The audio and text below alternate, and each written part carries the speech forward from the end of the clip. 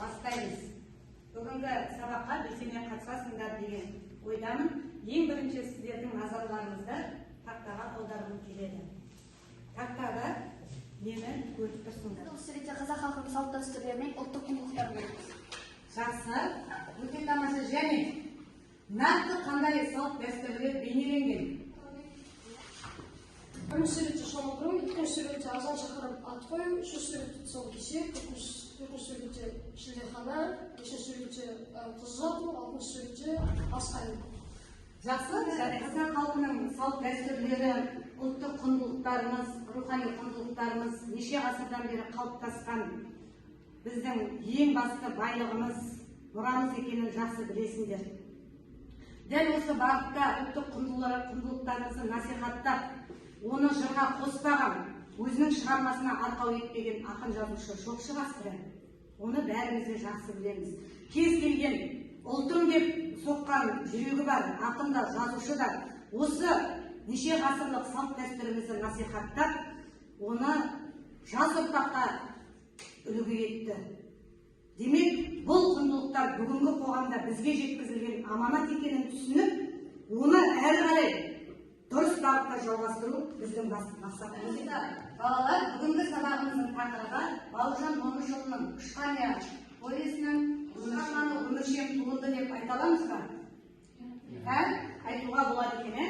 Жаңағы өздерің тапқан ұлттық құндылықтар, салт дәстүрлер барлығы да осы шығармада кездеседі дегенге келісеміз бе?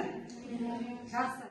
Балалар, бүгінгі сабақтағы оқу мақсатымыз шығармадағы материалдық және рухани құндылықтарды заманауи тұрғыда салыстырып, жаңашылдығына баға беру. Олай болса, осы шығармадағы құндылықтардың маңызын танып, біліп, оған жаңашылдығына баға беру біздің басты мақсатымыз болды. Шығармаларды орындау барысында мына бағалау критерийі бойынша бағаланасыңдар. Сабақтың соңында тапсырмаларды орындау деңгейлеріне қарай осы дискриптормен бағаланатын боласыңдар. Сондықтан тапсырманы орындау барысында толық осы дискрипторге сәйкес түрде орындаймыз тапсырмаларды. Жақсы, тақтадағы сұрақтарға назар. Тал бесіктен деген сөз ертеден келе жатыр. Ал енді осы сөз қаншалықты дұрыс? Өздерінің көзқарастарыңды білдірсін. Балаға бесіктен бастап тәрбие беруде, яғни оның санасына әсер ететін көптеген өлең жинақтар немесе ертектер айтып, баланың тәрбиесіне сол кішкентай кезінен атсалысуда. Өте жақсы. Демек, осы қазақ халқының салт дәстүрлері арқылы тәрбиелеу. Жақсы. Ал енді ертексіз өскен бала рухани мүгедек деген сөзге қалай түсіндіре аласың? Ертексіз өскен бала, мысалы ертектің ішінде түрлі өнегелі, балаға тәрбие бере алатын түрлі әңгімелер айтылады. Мысалы аңыз әңгімелердің ішінде Бауыржан Момышұлының бала кезінен алсақ, әжесі оған түрлі ертегілер айтып, оны жас кезінен тәрбиелейді. Өте тамаша. Жақсы. Құндылық дегеніміз не? Қалай түсінесіңдер? Мысалы, құндылықты Ышқаниядағы әңгімемен келістіретін болсақ, Ышқаниядағы біздегі құндылықтарымыз рухани құндылық. Бұл дегеніміз біздегі салт дәстүрлеріміз, балаға берілген тәрбие. Жақсы. Ал жақсы, бүгінгі күнде құндылық қажетті? Керек па өздеріне? Құндылықтың да екі түрі бар. Рухани құндылық, материалдық құндылық. Біз қазіргі таңда материалдық құндылық жағынан баймыз ба? Қалай ойлайсыңдар? Үй, көлік бәрі бар ғой, шүкір. Ал рухани құндылығымыз қалай? Жоғалып бара жатыр. Неше түрлі адам естіп, көз көрмеген қатыгездіктер пайда болып жатыр. Бұл адамның рухани санасының шын мәнінде құлдырауы. Жақсы. Шығармада қандай құндылықтар көрініс табады? Нақты. Шығармадағы атасы мен әжесінің балаға деген тәрбие беруі, және де құстарды айналадағында қаз мінгізуді етуі, содан соң ертегі айтуының барлығы рухани құндылыққа жатады. Жақсы. Екі құндылықты қоса айтуға бар. Бұл дегеніміз әкесінің үйге баласы кірген кезде үлкендермен амандасуды үйретуі, және әжесінің өзінің әпкелерін үлкенді сыйлауды үйретуі. Жақсы, рахмет. Демек, олай болса, бүкіл құндылыққа тұнып тұрған, бүкіл құндылықты бойына жинап тұрған бізге берер үлгі өнегесі мол шығарманың қазір үзінді тыңдайтын боламыз. Біздің қазіргі балаларымызға әжелері мен шешелері ет деп айта бермейді. Содан қорқам. Менің қазіргі келіндерім немерелеріме бесік жырын айта бермейді. Бесікке жатқанда құлағына анасының әке әні сіңбеген баланың көкірегі кейін келең болып қалмасы деп қорқамын. Ал менің кәрапам қыз тумас маған ертекті көп айтатын, әнді көп айтатын. Арада неше заман өтті. Қыз тумас апамның сүйегі әлде қашан қурап кетті. Ал әлде ән айтқан үні әлі тұра құлағымда. Міне, біз Бауыржан Момышұлының бала кездегі естелігімен бөлістік. Енді осы үзінді тыңдалым мәтіні бойынша ауызша тапсырмалар орындайды. Жас оқушылар, жаңағы тыңдалым мәтіні бойынша ауызша тапсырмалар орындаймыз. Қазір тақтаға қарай тыңдалған мәтінде қандай құндылықтар айтылды? Жаңағы тыңдалым мәтіні бойынша келе ғой? Қайсысы деп ойлайсың?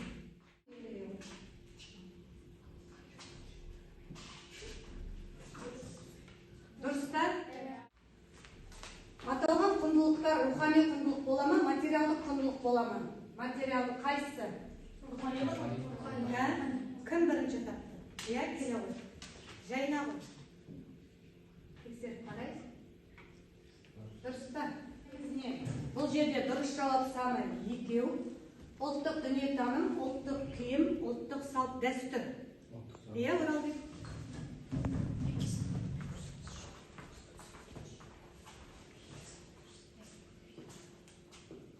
Екеуінде белгіленің ба? Дұрыс па? Сәйкестендіру. Құндылықтарды сәйкестендіреміз. Рухани құндылық және материалдық құндылық. Өзара. Танысып алдық та бірінші.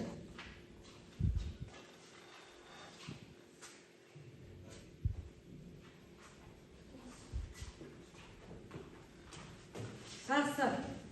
Ауызша тапсырмаларды бәріміз өте тамаша дұрыс орындадық. Тапсырманы түсінген жерің, мәтінді жақсы тыңдағандарың байқалды. Оқушылар, олай болса, екінші тапсырмамен танысайық.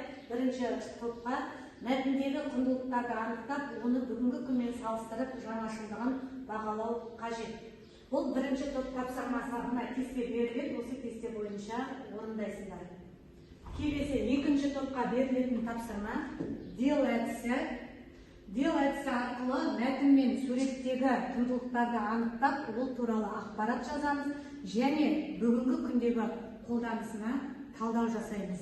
Яғни тағы да жаңашылдығына баға беру. Үшінші топқа берілетін тапсырма мәтінде қандай құндылық туралы айтылады. Мәтіндегі ақпарат пен суреттерді салыстырамыз.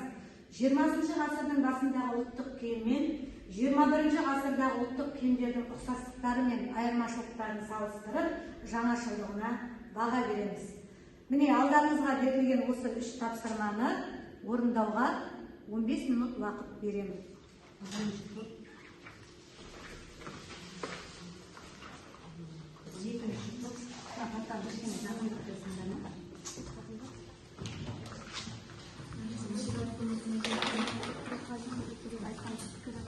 Материалдық құндылығы ұлттық киім біріншіден қажет оқимыз.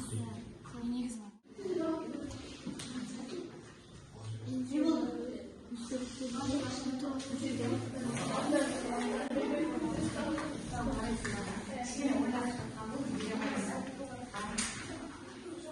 Мәтіндегі құндылықтарды анықтап, оның материалдық не рухани құндылық екенін дәлелдеп жаз. Құндылықтардың бүгінгі күнімен салыстырып жаңашылдығын бағала. Жақсы. Берілген мәтін бойынша тапсырма. бұл жерде материалдық құндылыққа біз сүйінші сұрауды жатқыздық. Негізі сүйінші сұрау қазақ халқының салт дәстүріне жатады, бірақ онда берілетін дүние, мал мүлік, жаңағы ұлттық киімдердің барлығы материалдық құндылыққа жатады. Жақсы. Ал рухани құндылыққа біз әруағына бағыштап Құран оқытуды, шілдехана той беруді, бата беру, өсиет етуді жатқыздық. Күндегі жаңашылдығы қазіргі күнде бар сүйіншіге мал, киім, сыйлық заттарды беріледі. Ал қазір болса телефон арқылы сұрап сүйіншілерді алады. Яғни бұрында қолма-қол берілсе, ал қазір телефон арқылы алыста сүйінші сұрап отырып кәсіпкерлікке жіберіледі. Жақсы, Бағдат, өзің сүйінші сұрап көрдің бе? Иә. Не алдың сүйіншіге? Сүйіншіге ақша алып, қазіргі жаңашылдығы тұрады.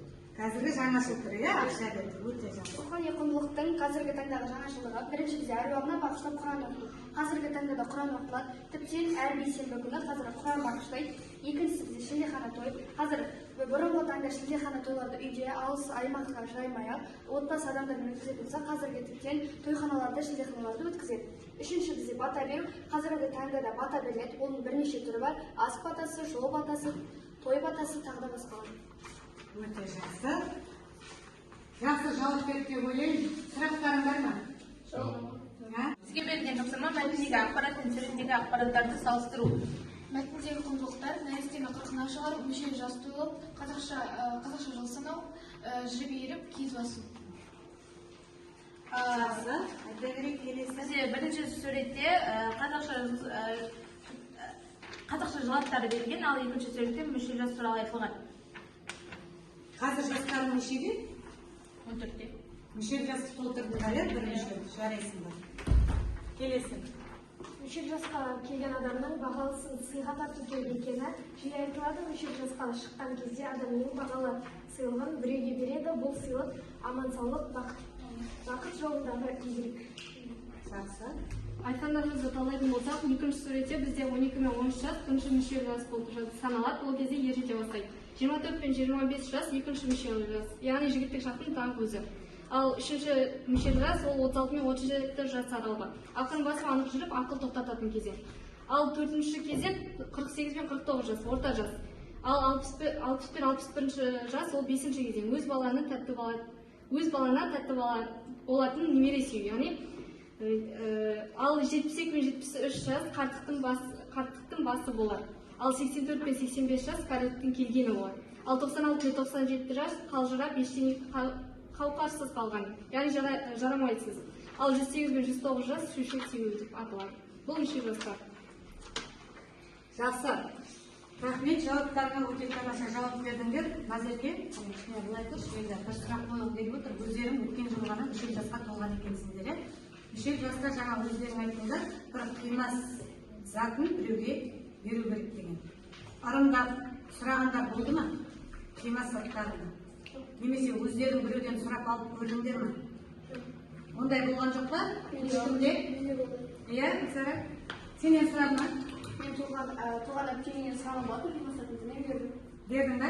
Және оны ешқандай қиналмай шын жүректен беру керек еді. Мүшел жасы өзінде заң болды. Дұрыс.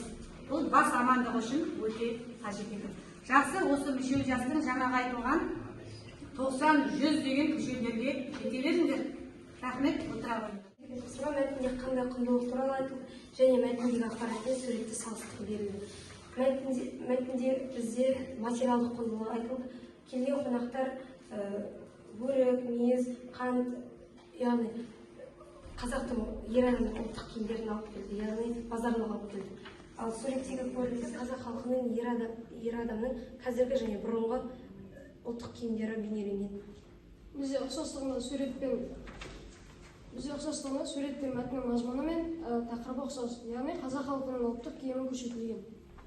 Жақсы. Айырмашылығында мәтінде қазақтың ұлттық құндылықтары менен қазақтың ұлттық киімдерін айтылған. Ал суретте тек қана суретте бейнеленген қазіргі заманауи тұрғымен бұрынғы кездегі киімдерді көрсетілген. Осы салт дәстүрлердің құндылықтарының қазіргі жаңа замандағы жаңашылдығына баға беретін болсақ, алдымен ұлттық киімдерді қазіргі таңда киеді, бірақ үнемі емес, тек қана жиын тойларда киеді. Ал базарға кіріп қазіргі таңға дейін жалғасуда деп ойлаймын. Себебі ағайын туыстар бір-бірінің үйіне қонаққа келген кезде өзімен бірге базарлық, түрлі сыйлықтар, тәттілер алып. Жарайсыңдар. Сұрақтарың бар ма қоятын? Өз бала бойжеткен жасына жетіп қалдыңдар ғой. Бірақ үйге базарлық келгенде не істейсің ғой? Үйде іні сіңілдерің бар, қарындастарың бар, солар жапа-тармағай 3-4 жастағы, бастауыш сыныптағылар жамырасып алып жатыр. Сендер не істейсіңдер? Сіздер де аласыңдар ма? Келген кезде емес, бірақ артын аламыз. Жерде ешкім алмай қалса сол кезде аласың.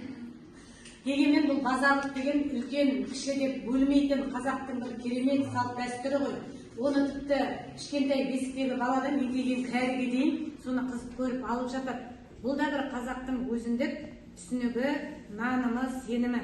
Жақсыдан титтей де болса үлес алып, маған да жұғысты болсын деген жақсы ниетпен алады екен. Жақсы, рахмет, ойлана отыра қойыңдар. Жақсы балалар, бүгінгі сабақта тапсырмаларды орындауға белсенді қатыстыңдар, өте жақсы жүйелі орындадыңдар. Олай болса, сол тапсырмаларды орындау барысында неге көз жеткіздік, қандай әсер алдық, бүгінгі сабақтан не үйрендік, осы бағыттағы ойларымен бөлісіп. Бүгінгі сабақта бата беруді, мүшел жасты, қазақ халқының ер адамдардың ұлттық киімдері туралы білдік, және олардың қазіргі таңдағы салыстыра отырып жаңашылдығын көз жеткіздік. Жақсы. Мына жігіттер жағы жаңа ер адамдардың ұлттық киімдерін көрсетті ғой. Ұлттық киімдерді киесіңдер ме? Киеміз бе ұлттық киімдерді? Тек мереке кезде ғана. Басқа кезде киемейміз. Кейде мына көйлектер болады, костюмдер, жакеттер болады. Соның өзінің өңіріне қазақша ою салып киюге болады. Қалай қарайсыңдар? Егер сондай ұсыныс түссе, киер ме едіңдер? Болады. Әрқайсыңның өмірінде осының құндылықтардың маңызы бар ма? Жоқ, маған бұл құндылықтар қажет емес, құндылықтарсыз ақ өмір сүре аламын дейтіндерің бар ма әлде? Жоқ. Маңызы бар ма? Пікір айтпағандар да бар ғой, тыңдайықшы. Себебі жаңа айтып кеткендей, ертексіз өскен бала рухани мүгедек дейді. Қазіргі уақытта ешқандай ата-ана балаларына ертең айтып бермейді. Сол үшін осы құндылықтарды алға қарай дәріптеу керек. Дұрыс айтасың. Бізді қазақ қылып қалыптастыратында қазақ екенімізді танытатында осы ғой. Солай ма, Гүлсара? Негізінде әрбір ұлттың салты қазақ халқы деген кезде оның бізге ең алдымен өзге елдерге есе түсетін оның ұлттық құндылықтары, салт дәстүрлері. Қазіргі таңда біз ұлттық құндылықтарды дәріптемейтін болсақ, олар ұмытыла бастайды және мүмкін қазақ деген ел дегенде бір айтарлықтай ұлттық құндылық болмай қалуы мүмкін. Иә, ұлттық құндылығымызды жоғалтсақ, онда біз кімбіз? Ешкімде болмаймыз. Мына үнді билеушісінің бір сөзі бар екен, Махатма Ганди деген. Егер тілің мен мәдениетің жоғалса дейді, онда шекараңды аша сал дейді, бәрібір неңді қорғайсың деген екен. Сондықтан халықты халық, ұлтты ұлт қылатын, өзге халықтардан ерекшелеп тұратын осы құндылықтарымыз. Жақсы, келесі. Қазіргі жаһандану заманында ұлттық құндылықтардың қолданысы азаюы мүмкін бе? Қандай қауіп бар? Ал ойларыңды айтыңдаршы, расында. Сондай қауіпті болдырмау үшін ел үлкендері, ел ағалары өзінен кішілерге үлгі көрсетіп, осы бұрынғы салт дәстүрлерді дәріптеп көрсету қажет деп ойлаймын. Жақсы. Ал енді дәл қазіргі қоғамда сондай ата әжелер көп па? Қазіргі таңдағы ата әжелер өздерінің ұрпақтары саналы ұрпақ болу, қалыптасуы қажет ететін болса, өмірді енді көріп жатқан балалардан емес, бірінші өздерді тәрбиелеп, сол нәрсеге қағидаларға өздерінің ұстанымдарын дәріптеу қажет. Содан кейін бар балаларға үйреткен дұрыс деп ойлаймын. Өйткені бала ешқашан ата-анасының айтқанын емес, айтқанын тыңдамайды екен, істегенін, көргенін ғана істейді екен. Сондықтан да келешекте осы Бауыржан Момышұлы сияқты елдің, халықтың алдында жүрген үлгі өнеге көрсете алатын ата әжелеріміз көп болсын. Осындай ата әже болып қалыптасудың жақын дамуы келешегі сендердің қолдарыңда. Сол үшін ең бірінші біз ұлттық құндылықтарымызды бойымызға сіңіріп, саналы азамат болып қалыптасуымыз керек екен.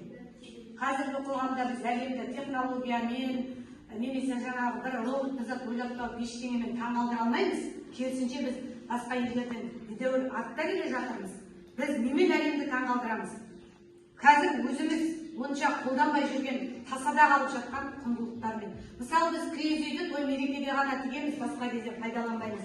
Ал енді Америкада сол киіз үйді бүгінгі қоғамға лайықтап сәндеп, кәдімгі мына асхана бар ма, шағын 2-3 адам отырып, ас ішіп кететін асхана қылып жасап қойған. Міне бүгінгі заманға сай қолданысы. Соны біз өзіміз пайдаланып жүрген жоқпыз. Қазіргі таңда жаңағы бұрынғы ұлттық жаңағы тағы өнеріміз қыран, бүркіт баптау, сал серілік деген бәрінде болды ғой. Мына Монғолиядағы қазақ қыз Айшолпан деген бүкіл әлемді сол бүркітші қыз, бүкіл әлемді аузына қаратып, бүкіл әлем оған таңғалып, кино түсіріп, ұлттық құндылықтарымызды керемет дәріптеген тұлғалар. Міне осындай тұлғалар көп болсын. арамызда. Енді үй жұмысын алайық. Менің өмірімдегі құндылықтар тақырыбына естелік ашып келдім. Үшін өздерінің ой пікірлерінде еркін білдіріп қатысқандарың үшін үлкен рахмет айтамын. Мана сабақ басында айтылған оқу мақсатына жеттік деп ойлаймын. Шығармадағы ұлттық және рухани құндылықтардың бүгінгі күндегі жаңашылдығына тағы бір көз жеткізіп, өзімізше ой толғап баға бердік деп ойлаймын. Сабаққа қатысқандарына рахмет. Сабағымыз аяқталды. Қош сау болыңыздар.